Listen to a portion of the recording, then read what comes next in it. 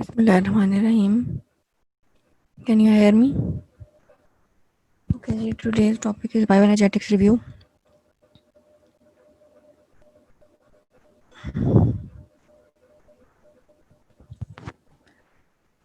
As you all know, bioenergetics is related with biology and energy changes जो भी हमारी body में आती हैं उससे रिलेटेड जितने भी थर्मोडायनेमिक्स के लॉज हैं, एंथैल्पी है, ये सारी चीज़ें जो है ये बायो एनर्जेटिक्स में इंक्लूडेड है. थोड़ा ड्राई टॉपिक है but I will try to make easier for you.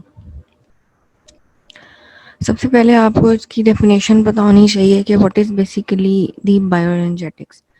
Bioenergetics is the quantitative study of energy transductions that occur in living cells and the nature and function of chemical processes underlying these transductions. And all these biological energy transductions जो हैं they obey the laws of thermodynamics. Basically इस definition में दो की points हैं. एक तो ये कि energy transactions and secondly the chemical processes. Energy transaction जो भी हमारे लिविंग सिस्टम में होती हैं और उसमें जो केमिकल प्रोसेसेस साथ साथ होते हैं, these all are included in bioenergetics. फिर आ जाते हैं लॉज ऑफ थर्मोडायनेमिक्स को थोड़ा सा देख लेते हैं. आपको ये पता है कि जो यूनिवर्स है इसमें टोटल एनर्जी लॉस और गेन जो है that is equal. And energy में B change or transported from one region to another, but it cannot be destroyed. And the universe always tends towards increasing disorder. And in all these processes, जो entropy of universe है ना that increases.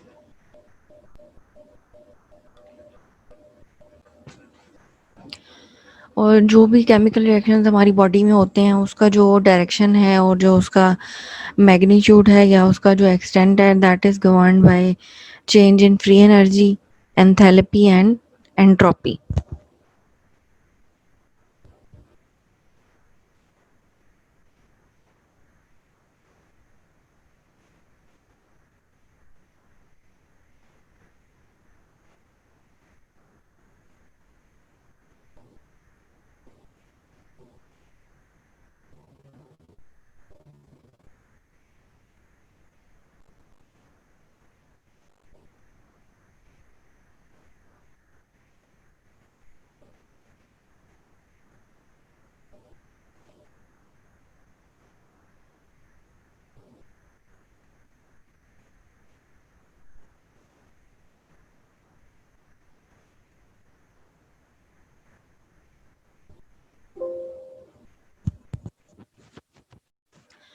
Okay, direction and extent of chemical reaction जो है ना that is governed by change in free energy, enthalpy and entropy.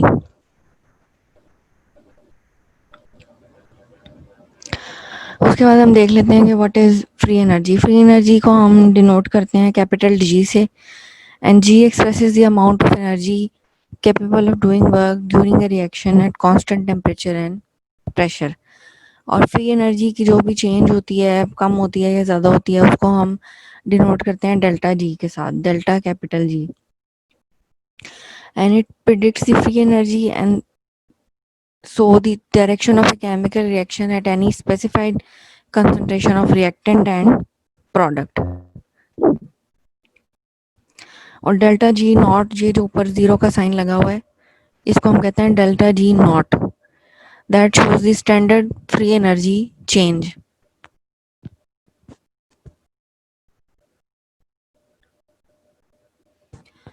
Sign of free energy जो है ना वो डिटरमिन करता है कि रिएक्शन जो है वो किस डायरेक्शन में जाएगा. अगर नेगेटिव साइन लगा होगा डेल्टा जी के साथ तो दैट विल बी एक्सर्गोनिक रिएक्शन. एक्सर्गोनिक और एक्सोथर्मिक रिएक्शन जिसमें एनर्जी रिलीज होती है. और अगर पॉजिटिव लगा होगा डेल्टा जी के साथ तो इट मीन्स कि it is endothermic reaction and that reaction requires energy in itself to continue the reaction. अगर इन केस डेल्टा जी जो है वो जीरो के इक्वल हो जाता है तो रिएक्टेंट्स जो है ना that are in equilibrium phase, और अगर रिएक्शन जो है वो खुद ही से स्टार्ट हुआ है और वो खुद ही से उसने जो है वो सारा प्रोसीड करना है आगे, तो उस केस में क्या होगा कि रिएक्शन उस वक्त तक होता रहेगा जब तक डेल्टा जी नॉट जो है, डेल्टा जी जो है वो जीरो के इक्वल ना हो जाए और दोनों रिएक्टेंट्स के बीच में जो है वो आपस में इक्विलिब्रियम ना हो जाए। मतलब ये कि दोनों रिएक्शन जो है वो या तो फुली फुली प्रोडक्ट्स में कन्वर्ट हो जाएंगे या प्रोडक्ट्स फुली रिएक्टेंट्स में दोबारा कन्वर्ट हो जाएं। तो वो चीज़ जो है उस केस में इक्विलिब्रियम स्टैब्लिश हो जाएगा और डेल्टा जी जो है that will be equal to zero. Delta G का यूनिट क्या है, दैट इज जूल्स पर मोल और कैलोरीज पर मोल। ये सिंपल डायग्राम है।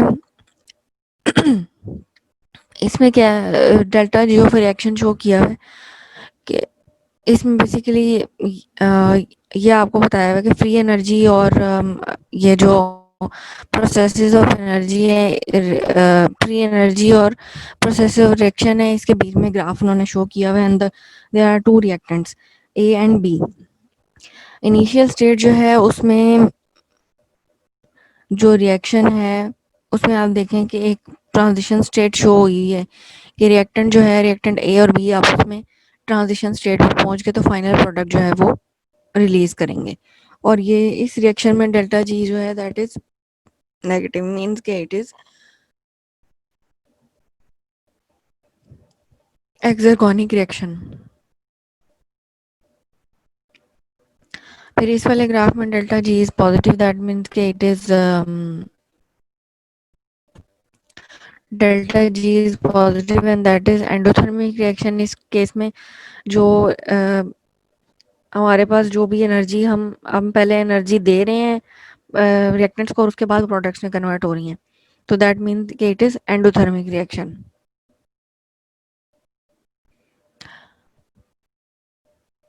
और इस केस में the product has higher free energy than the reactant, और एक्सर्गोनिक रिएक्शन में the product has lower free energy than the reaction.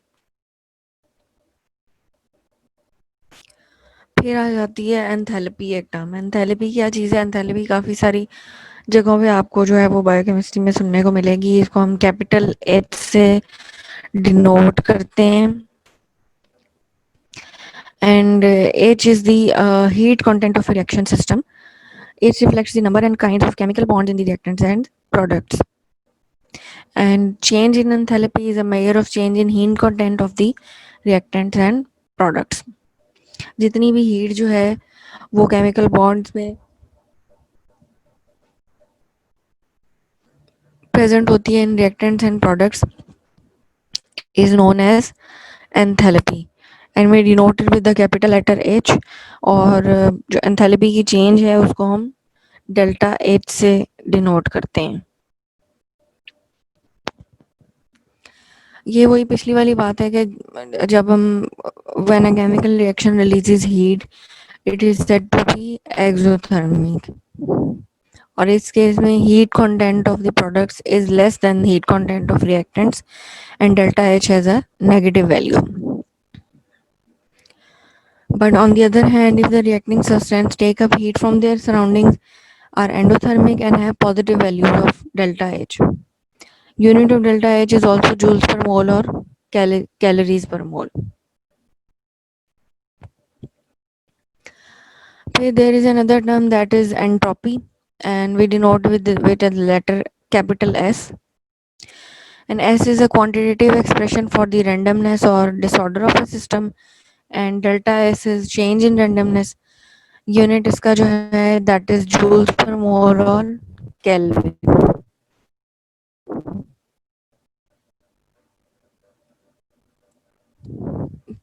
फिर हमें ये देखना होता है रिएक्शन में कि what is the relation between free energy change, change in enthalpy and change in entropy.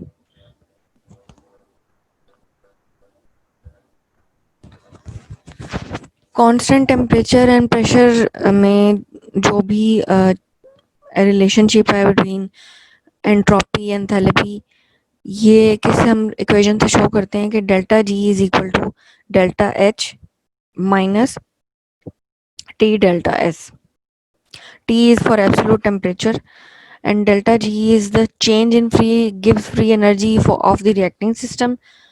और इसको हम किस तरह से निकालते हैं, delta G is equal to energy of the products minus energy of the reactants.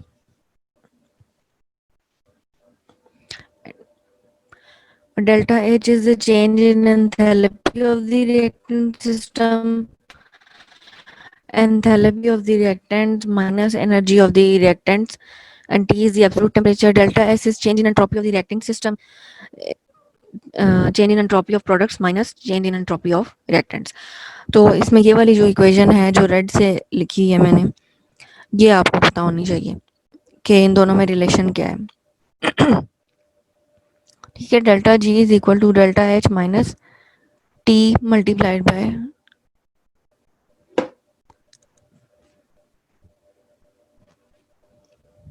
Delta S.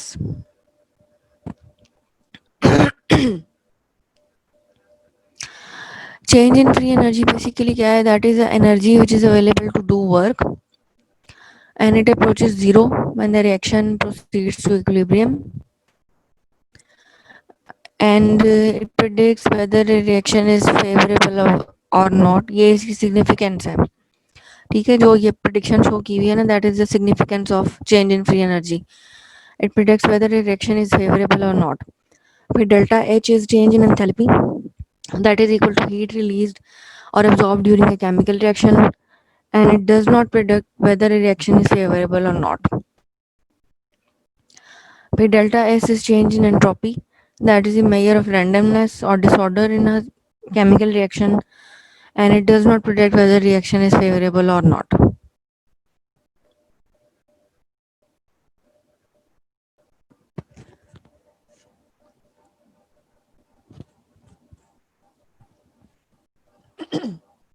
Delta G जो basically हमारे पास डिपेंड करती है, depends on the concentration of the reactants and the products.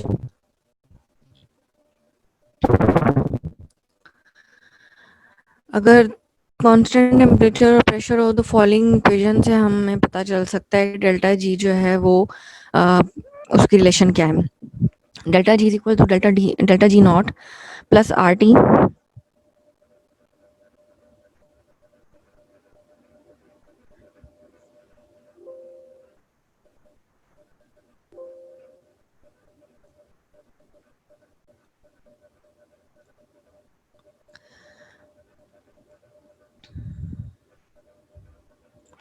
जी.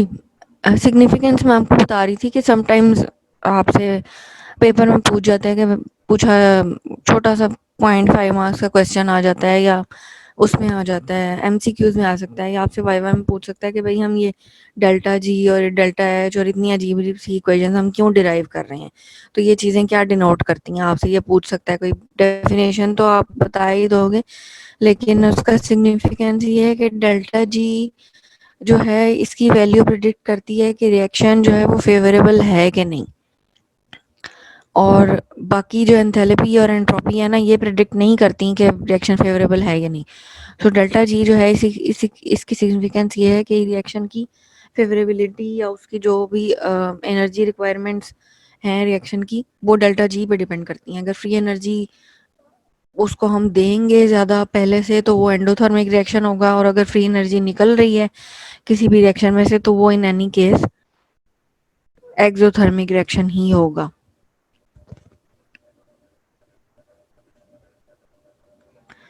ठीक है, फिर मैं आपको रिलेशन बता रही थी कि डेल्टा जी और डेल्टा जी नॉट और ये कांस्टेंट गैस और एब्सोल्यूट टेम्परेचर में क्या रिलेशन है.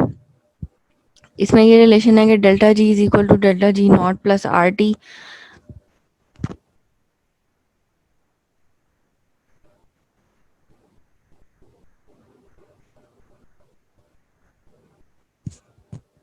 प्लस आर टी इसमें आई एन जो है that is natural logarithm, sorry L N जो है दैट इज नेचुरल लॉगरिथम, और multiplied by the product, multiplied by the ratio of reactant product B divided by reactant product A. ठीक है, ये equation जो है ये इसमें रिलेशन शो कर, ये इक्वेशन आप ना भी याद करो तो इट्स ओके, बस आपको ये पता होना चाहिए कि इसमें जो है delta G is equal to is directly proportional to the gas and temperature. देखिए ना, इस इक्वेशन से आपको ये पता चल रहा है कि ये delta G is directly proportional to delta G naught gas and temperature, but it is inversely proportional to the reactant, because वो नीचे रेशो में आ रही है और directly proportional to the product. ये मैं आपको वैसे नॉलेज के लिए बता रही हूँ कि अगर एक चीज़ इंक्रीज होगी तो डेल्टा जी नॉट भी इंक्रीज होगी, टेम्परेचर भी ज़्यादा होगा। ठीक है, जितनी ज़्यादा जिस रिएक्शन से एनर्जी निकलेगी उतने ज़्यादा हाई टेम्परेचर का होगा।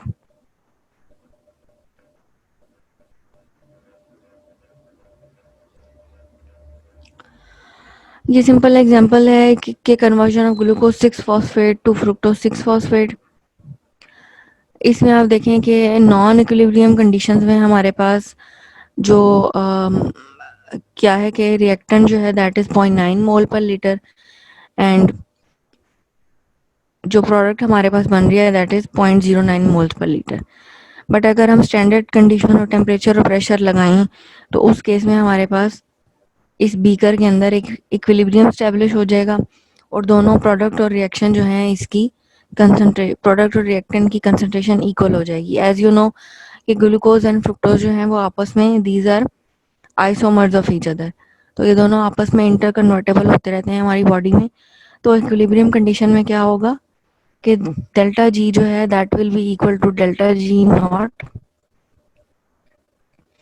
और हमारे पास रिएक्टेंट और प्रोडक्ट जो है वो आपस में इंटर कन्वर्टेबल हो जाएंगी। मतलब ये कि जितना रिएक्टेंट प्रोडक्ट में कन्वर्ट हो रहा है उतना ही प्रोडक्ट रिएक्टेंट में कन्वर्ट होगा, इक्विलिब्रियम स्टैब्लिश हो जाएगा और दोनों की कंसंट्रेशन इक्वल हो जाएगी इन दैट पर्टिकुलर बीकर जो इन्होंने शो किया हुआ है।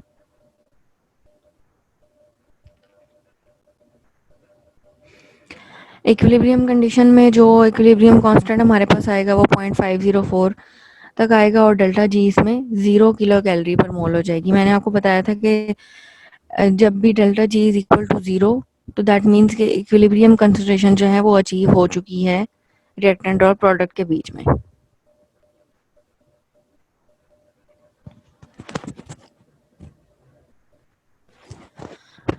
फिर एक टर्म है that is the standard free energy change, है जब जो हम जिसको हम डेल्टा जी नॉट से रिप्रेजेंट करते हैं, and delta G naught is equal to the free energy change under standard conditions when the reactants and products are at 1 mole per liter concentrations.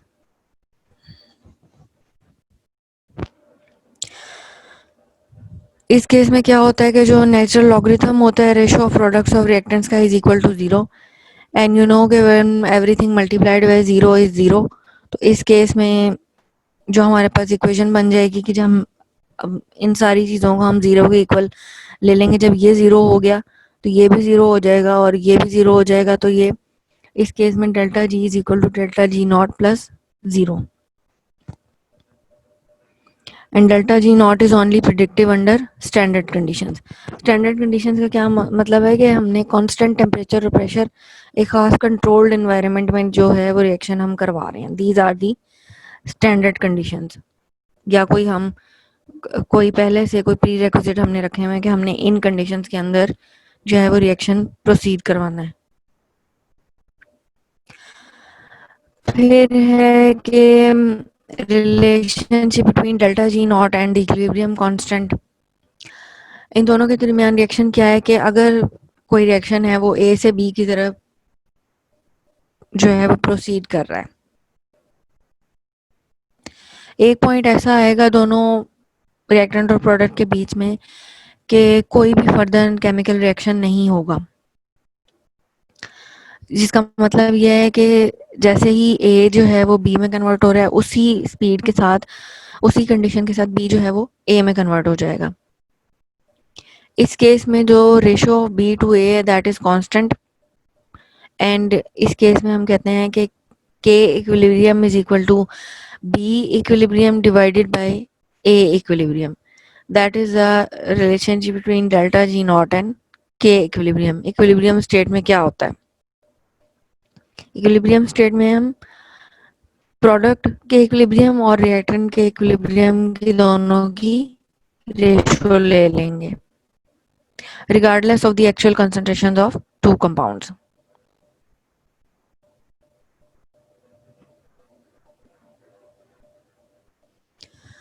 If in case अगर हम reactant product A से product B तक reaction जा रहा है at constant temperature and pressure, फिर equilibrium पे क्या होगा? The overall free energy delta G is zero. ठीक है, डेल्टा जी जीरो के इक्वल हो जाएगी और delta G naught plus R T logarithm ratio of product B equilibrium divided by product reactant A equilibrium. ठीक है, इसमें सिर्फ आप इतना याद रखें, ये इक्वेशंस अगर आपको नहीं भी याद होती तो आप लोगों को सिर्फ ये याद रखें कि जब भी इक्विलिब्रियम स्टेब्लिश हो जाएगा तो उसमें ये वाली इक्वेशन बनेगी और इक्विलिब्रियम स्टेट में delta G is equal to zero.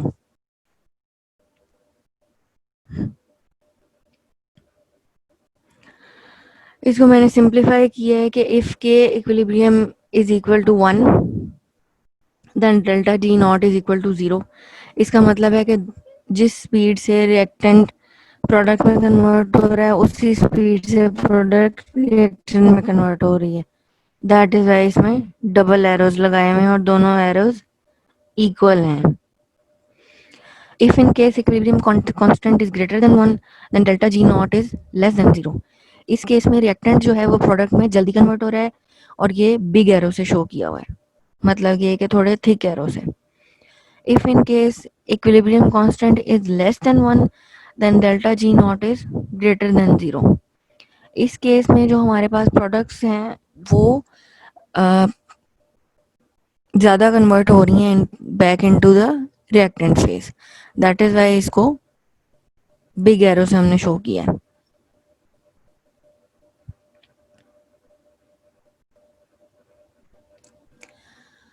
फिर एक बात है कि if when delta G naught is negative the products contain less free energy than the reactants and the reaction will proceed spontaneously under standard conditions. But in case if delta G naught is positive, the products contain more free energy than the reactants and the reaction will tend to go in the reverse condition. ठीक है, endothermic reaction में आप देखें कि हमें क्या होता है कि एनर्जी चाहिए होती है रिएक्शन को स्टार्ट करने के लिए. They are never spontaneous, but exothermic reaction are mostly spontaneous. वो खुद ही हो जाते हैं बिकॉज उनकी एनर्जी जो है वो पहले से उनके पास अवेलेबल होती है, हीट उनके पास अवेलेबल होती है, तो वो रिएक्टेंट प्रोडक्ट में कन्वर्ट हो जाती हैं और हीट एंड में डिसिपेट हो जाती है या निकल जाती है बाहर. They are almost always spontaneous. On the other hand, with the reactions which have a delta G not positive, they are not spontaneous and they tend to go in the reverse direction under standard conditions.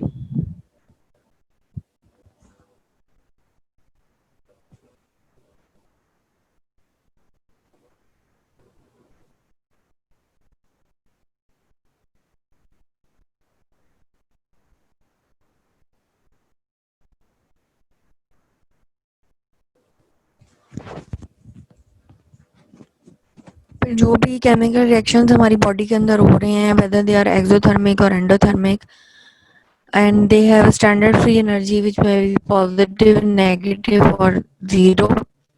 Zero कब होगी? जब दोनों reactant और product के बीच में equilibrium establish हो जाएगा और डेल्टा जी इक्वल के जीरो के इक्वल हो जाएगी. डेल्टा जी नॉट की जो वैल्यू है उससे हमें क्या पता चलता है कि रिएक्शन जो है वो फेवरेबल है कि नहीं, और वो रिएक्शन जो है वो इक्विलिब्रियम तक पहुंचेगा या नहीं. जब initial concentration of each component is 1 mole, pH is 7 and the temperature is 25 degree centigrade. These are the standard condition. जो पीछे standard conditions की बात हो रही है ना, वो standard conditions क्या है कि जो initial concentration of product of component है that will be 1 mole, pH 7 के equal होनी चाहिए और temperature 25 degree centigrade होना चाहिए. And delta G naught is a constant, a characteristic for a given reaction. फिर इसकी बायोमेडिकल इम्पोर्टेंस क्या है कि बायोमेडिकल इम्पोर्टेंस इन सारी चीज़ों की ये है कि preservation of internal order in living organisms, और हमारी बॉडी में जितने भी सेल्स हैं they require sources of free energy, that is ATP, ADP cycle, sources of ATP. फिर phosphoryl group transfer and ATP. फिर है preservation of internal order of in living organisms. Living organisms में क्या है कि they preserve their internal order by taking free energy from their surroundings in the form of nutrients और sunlight, and they also return the equal amount of energy into their surroundings at heat and entropy. So this is the preservation of internal order of living organisms. जितनी energy हम ले रहे हैं उतनी ही हम dissipate भी कर रहे हैं. एग्जाम्पल इसकी क्या है ह्यूमन बींग्स में, the oxidation of glucose. Aerobic condition में क्या होता है कि हमारी बॉडी में ग्लूकोज जो है वो ऑक्सीडाइज हो जाता है, और इसमें एंड प्रोडक्ट्स क्या बनती हैं हमारे पास, कार्बन डाइऑक्साइड एंड वाटर.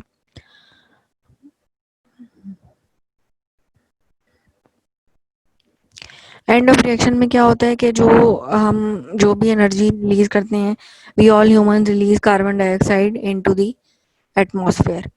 तो उससे क्या होता है कि जो हीट है, जो एंट्रोपी है, वो एटमॉस्फेयर में इंक्रीज हो जाती है. और इस केस में हमारी अपनी बॉडी में तो कोई चेंज नहीं आता, पर हम बाहर की अपनी सराउंडिंग को ज़्यादा कार्बन डाइऑक्साइड उसमें रिलीज करते हैं, उसमें हीट रिलीज करते हैं, और इन रिटर्न सराउंडिंग से हमें क्या मिलता है, ऑक्सीजन मिलती है.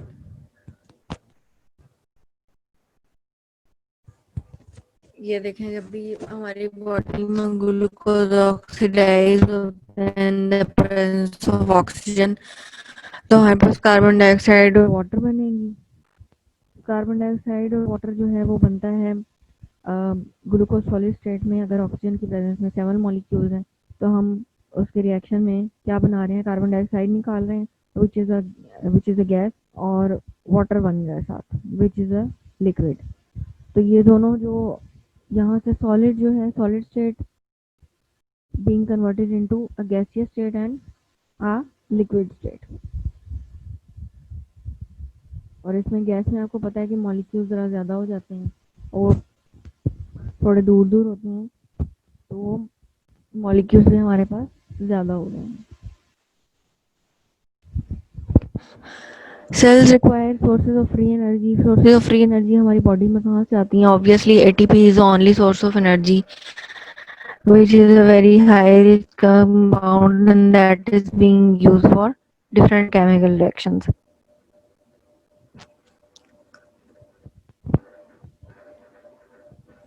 ATP is basically a chemical link between catabolism and anabolism.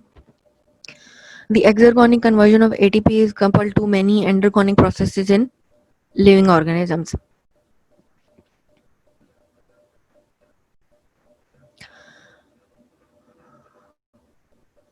और सेल्स में हमारे बॉडी में हाई एनर्जी कंपाउंड्स प्रेजेंट हैं, जैसे AMP, ADP और ATP. They are good donors of phosphoryl groups.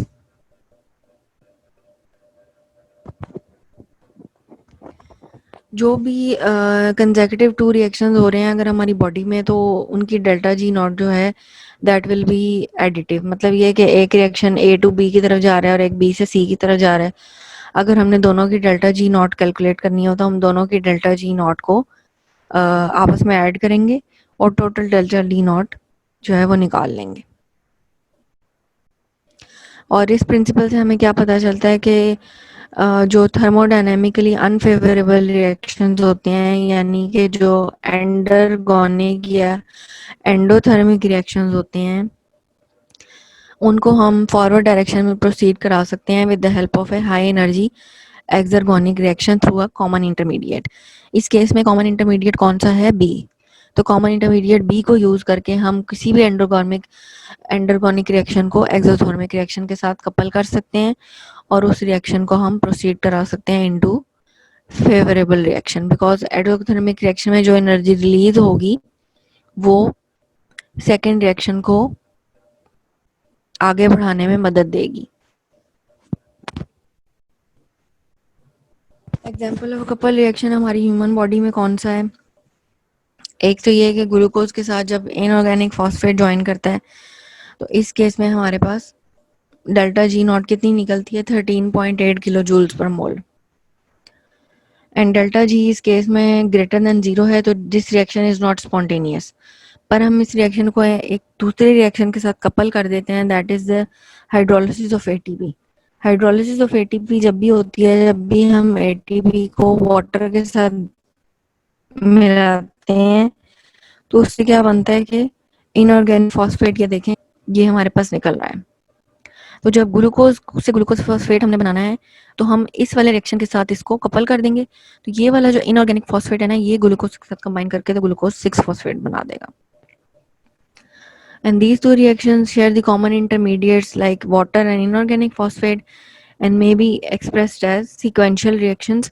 और इन दोनों reactions ये हमारी ह्यूमन बॉडी में these are coupled reactions, जिसकी वजह से ग्लूकोज जो है it is changed into glucose 6 phosphate।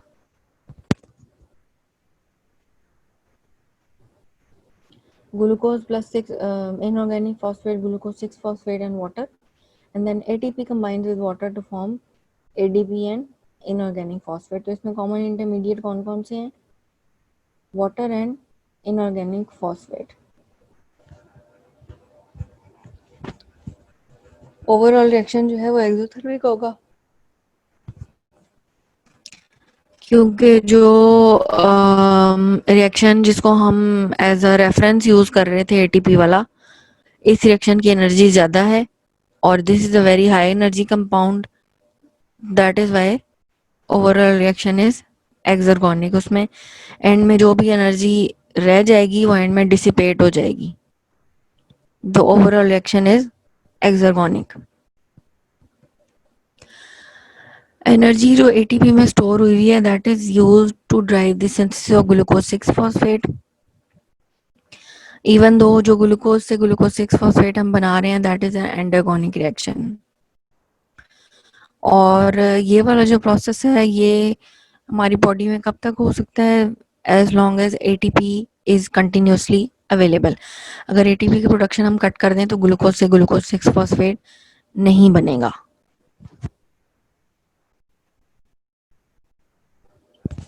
Living organisms में लाइक ह्यूमन बॉडी में या एनिमल्स जो भी हीट जनरेट करते हैं, इसके अंदर एक प्रिंसिपल है कि all endergonic reactions are coupled to exergonic reaction and there is an energy cycle in cells that links anabolic and catabolic reactions. This energy cycle is called ATP ATP cycle।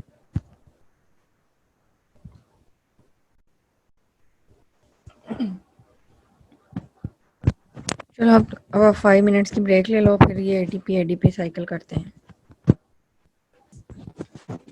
Okay जी, now we start the ATP ADP cycle. ATP ADP cycle is basically the storage and use of energy in living things, and energy is defined as the ability to do work. Adenosine triphosphate, also known as ATP, contains stored energy. There are 3 phosphate groups attached to adenosine, और जो last 2 इसके bonds हैं ना, they contain very high energy and they are very useful for doing work in living organisms।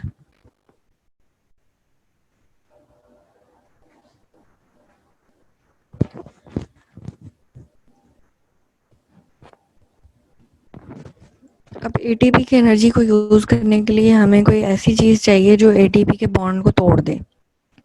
तो वो क्या चीज होगी? That will B an enzyme that is called ATPase. ATPase क्या करेगा? That is really an ATP splitter and it cuts off the last phosphate group of ATP molecule turning into adenosine diphosphate. And in this process, a large amount of energy is released, which is used to make the cell work, move things, and build things.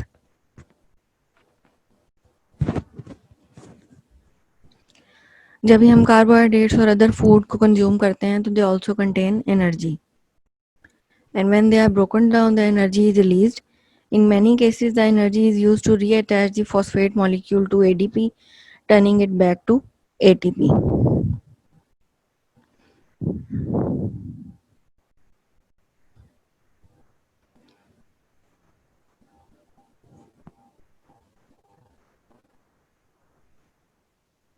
And the cycle of bond breaking and bond making begins all over again, alternately releasing and storing energy as needed. So ये ADP और ATP का cycle जो है आपस में interconvertible होता है, कभी ADP बनती है, कभी ATP बनती है। ये सारी चीज़ें जो है ये एनर्जी स्टोर भी करती हैं और रिलीज भी करती हैं, और इसी साइकिल को हम कहते हैं ATP ADP cycle. Convenient way to remember the cycle क्या है कि ADP के साथ जब इनऑर्गेनिक फॉस्फेट और एनर्जी ज्वाइन होगी तो ATP बनेगा। तो अमाउंट ऑफ एनर्जी कितनी है? 7.3 किलो कैलोरी एनर्जी जो है that is being stored for every mole of ATP formed. और जब हम एटीपी को ब्रेक करेंगे तो कितनी एनर्जी निकलेगी? Same amount of energy is release per mole of 7.3 kilo calorie of energy release per mole of ATP hydrolysed.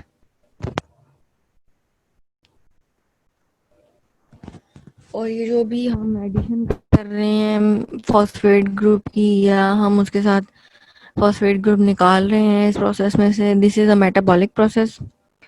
And metabolic processes को हम टू प्रोसेस में डिवाइड करते हैं, एक है कैटाबोलिज्म एंड एक है anabolism. Catabolism is the process of breaking down bonds like breaking down food to make ATP, and anabolism is the building up of energy which is used to form ATP from ADP. ATP ADP cycle जो है that occurs in plants during photosynthesis and it also occurs in animals. A simple diagram है that shows the relationship between ATP ADP cycle. अगर हम input देंगे तो ATP से ATP बन जाएगी और अगर हम एनर्जी निकालेंगे तो ATP से ADP बन जाएगी।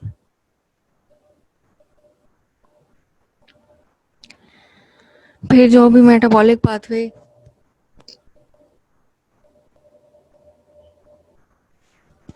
कपल टू ATP और ADP रिएक्शन, उसमें ये सपोज करेंगे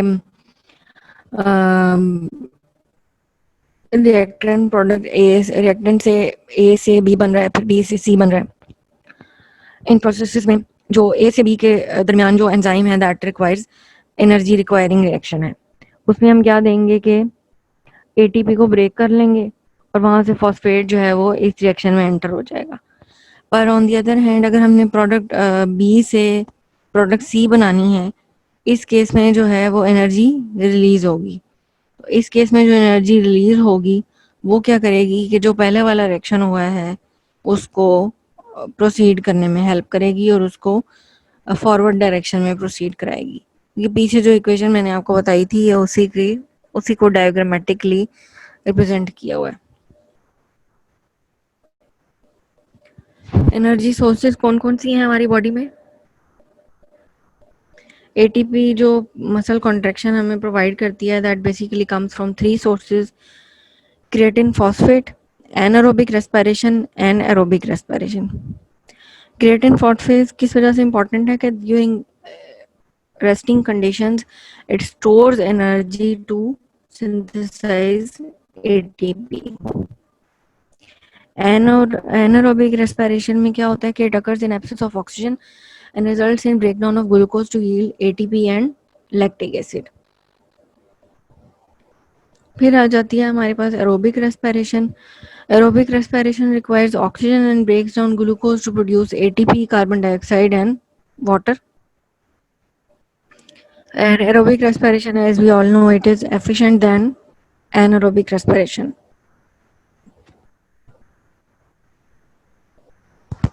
सोर्सेज ऑफ जो हैं वो एनर्जी फॉर मसल कॉन्ट्रैक्शन, इसमें कौन कौन सी हैं? ग्लूकोज है, ऑक्सीजन हमें चाहिए, फैटी एसिड्स हमें चाहिए, ये सारे जो हैं ये इम्पॉर्टेंट हैं फॉर मसल कॉन्ट्रैक्शन। और क्रिएटिन फॉस्फेट जो है वो रेस्टिंग कंडीशन में इसको स्टोर कर रहा है।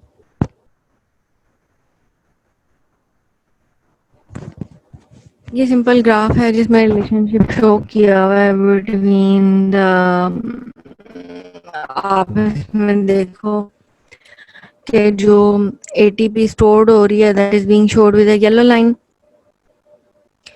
लैक्टिक एसिड वाली जो भी सिंथेसिस है वो, इसका ग्राफ जो है इसकी स्टीपनेस कम है because lactic acid anaerobic metabolism में बनता है। एरोबिक का ग्राफ जो है वो काफ़ी क्लियर है और काफ़ी स्ट्रेट लाइन की तरफ जा रहा है क्योंकि एरोबिक रेस्पिरेशन जो है वो हमारी बॉडी में ज़्यादा एफिशिएंट है और ज़्यादा क्वांटिटी में होती है। और overall performance is shown by this graph with relation to time.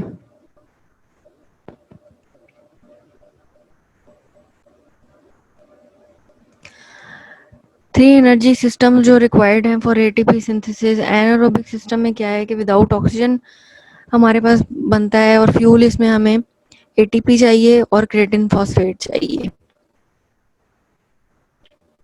और शॉर्ट टर्म फेज में इसमें लैक्टिक एसिड बनता है। ठीक है, ड्यूरेशन इसकी क्या है? 70 सेकेंड्स है। एनारोबिक रेस्पिरेशन की ड्यूरेशन काफ़ी कम होती है। एरोबिक पाथवे में हमें लॉन्ग टर्म ऑक्सीजन चाहिए और इसमें जो फ्यूल हमें चाहिए that is glycogen, glucose, fat and protein, और इसकी ड्यूरेशन अप टू 3 आवर तक भी हो सकती है।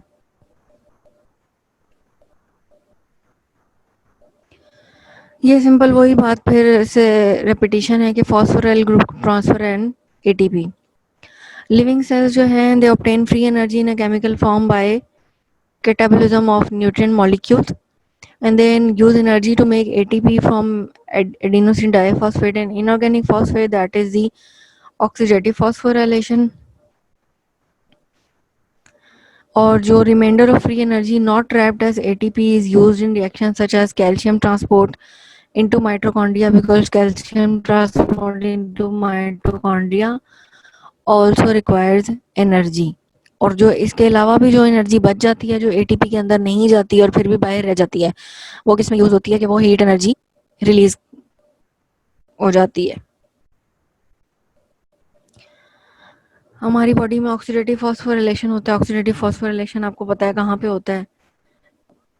माइटोकॉन्ड्रिया में होता है। एनर्जी रिलीज होती है, ठीक है, ओ सॉरी, एनर्जी बनती है, एनर्जी कंजर्व होती है in the form of ATP.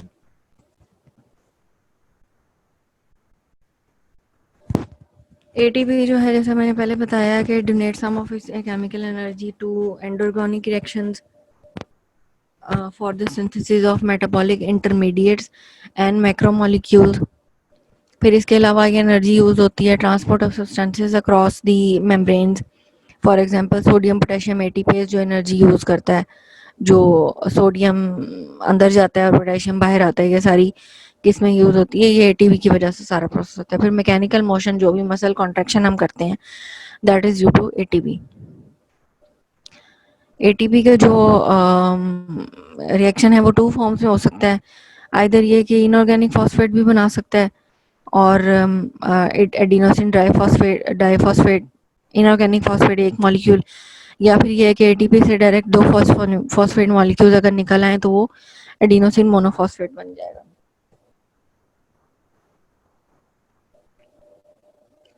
ये सिंपल बॉन्ड्स के रेफरेंस से बताया हुआ है, ये आप लोग रहने दो।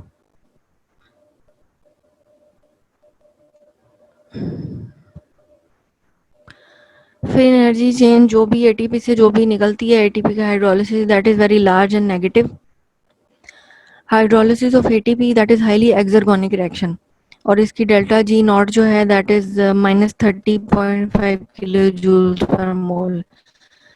ये जो पीछे मैं आपको बताना भूल गई हूँ कि डेल्टा जी नॉट के साथ जो छोटा सा प्राइम लगा है ना, प्राइम का मतलब ये है कि जो सारा प्रोसेस है ना, ये स्टैंडर्ड कंडीशंस के ऊपर हो रहा है। स्टैंडर्ड कंडीशंस मीन्स कि 25 डिग्री सेंटीग्रेड पे और pH 7 होनी चाहिए। और जो भी इस हाइड्रोलिसिस ऑफ एटीपी हो रही है under standard conditions, it releases amount -30.5 kilo joules per mole energy.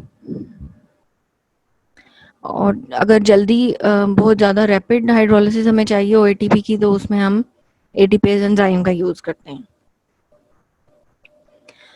बहुत सारे कंपाउंड्स हैं हमारी बॉडी में they which have high free energy change and they have high phosphorylated compounds. For example phosphoenol pyruvate, one three bisphosphoglycerate, phosphocreatine, ATP, ADP, AMP, glucose 1 phosphate, glucose fructose 6 phosphate, glucose 6 phosphate, thioesters। Energy compounds का ना आपसे पूछा जा सकता है, name the compounds which have high free energy change. तो ये सारे हाई एनर्जी कंपाउंड्स हैं जिसमें फ्री एनर्जी चेंज होती है। अदर एग्जांपल कौन कौन सी हैं हमारी बॉडी में जिसमें फ्री एनर्जी निकलती है? That is the fatty acid activation reactions during the fatty acid oxidation, amino acid oxidation reactions, and DNA and RNA synthesis. So that's all.